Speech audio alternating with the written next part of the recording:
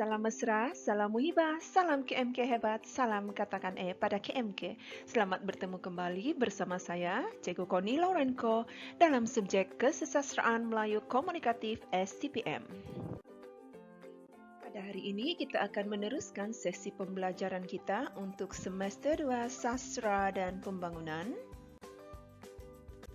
dengan mengupas peristiwa-peristiwa penting yang terdapat di dalam bab 2 Sulalatus Salatin Sejarah Melayu.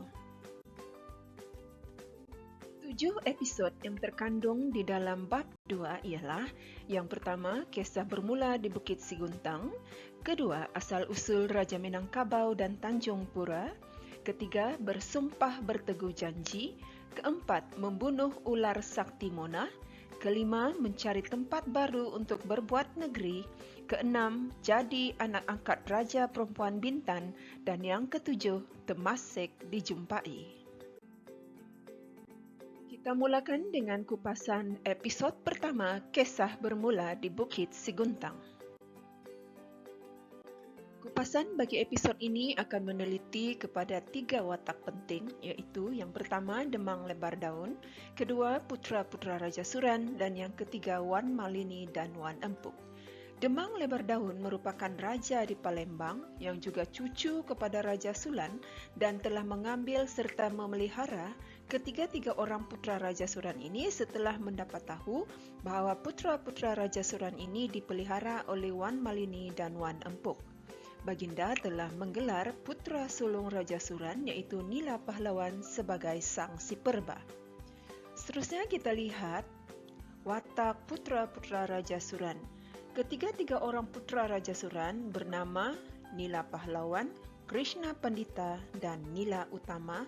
Mereka ini telah naik ke dunia iaitu di Bukit Siguntang setelah dihantar oleh datuk mereka iaitu Raja Aktabul Ad bagi memenuhi janjinya kepada Raja Suran untuk menghantar ketiga-tiga orang putra ini ke dunia apabila mereka telah dewasa.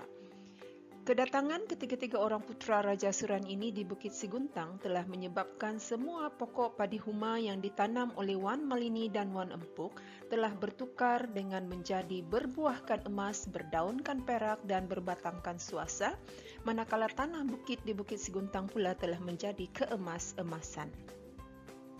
Seterusnya watak Wan Malini dan Wan Empuk. Mereka berdua ini merupakan dua orang wanita yang bertanam padi huma di Bukit Siguntang dan telah memelihara 3 orang putra Raja Suran ini apabila mereka sampai di Bukit Siguntang, dan akhirnya dengan kedatangan ketiga-tiga orang putra Raja Suran ini telah menyebabkan Wan Malini dan Wan Empuk menjadi kaya raya.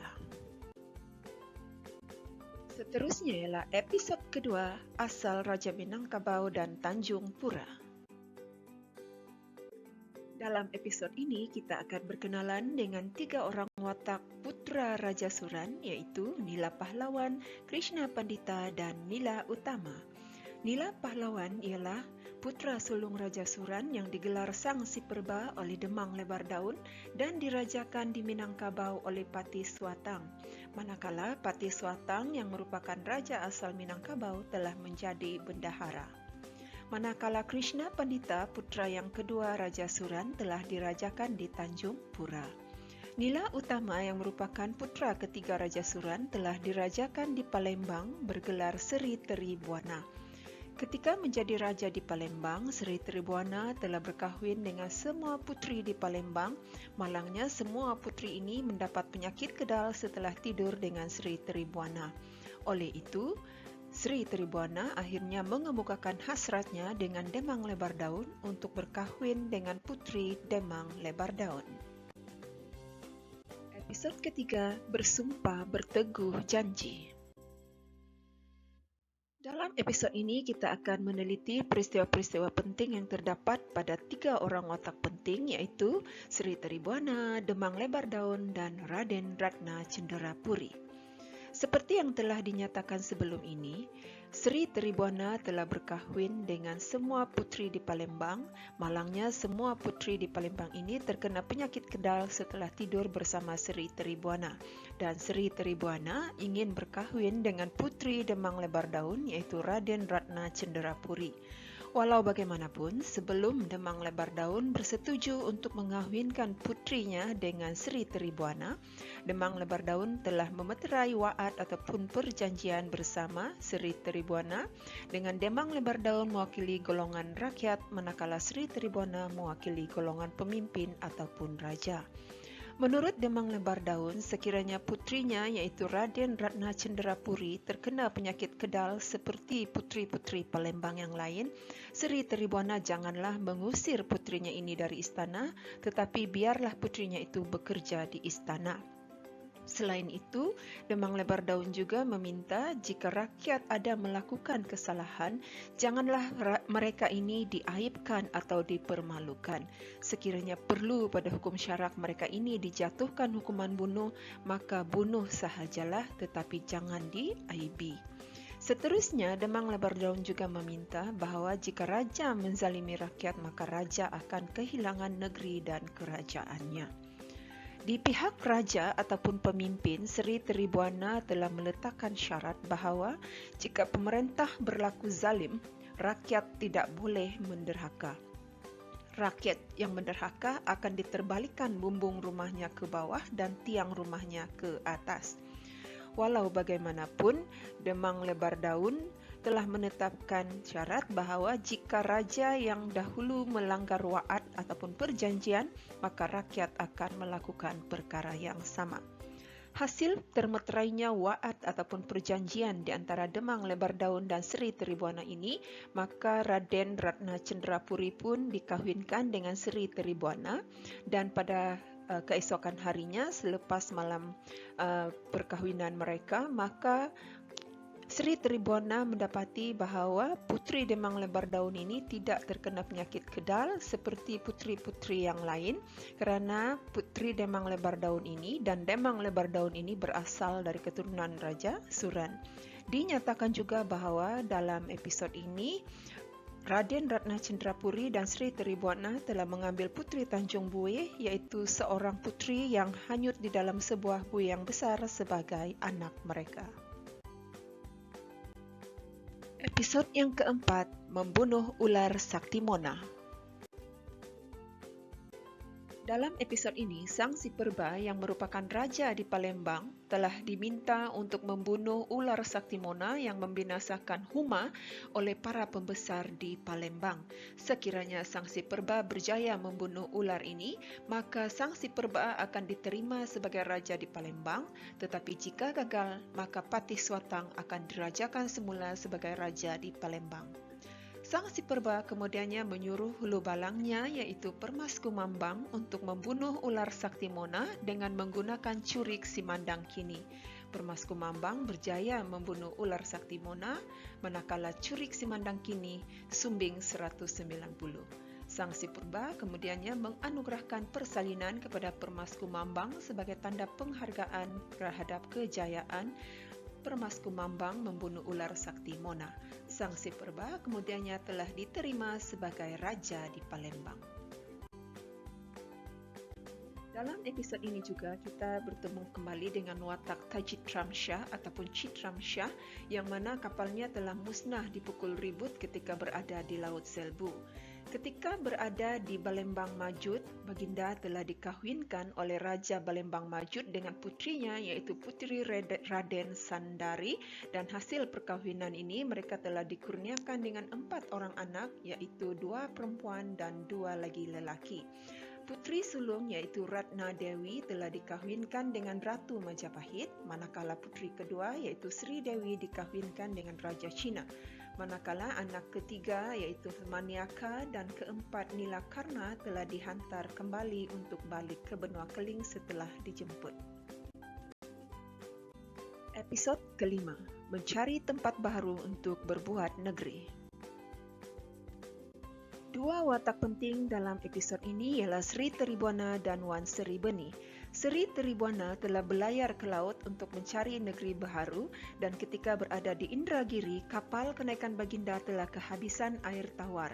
Oleh itu, Baginda telah menyuruh orangnya untuk melingkarkan ataupun menurunkan lingkaran rotan ke dalam air laut dan mencelupkan ibu kakinya ke dalam lingkaran rotan, lalu berselawat dan kemudiannya air di kawasan lingkaran rotan itu menjadi tawar. Tempat itu kemudiannya dipanggil sebagai Selat Air Tawar. Wan Sri Beni.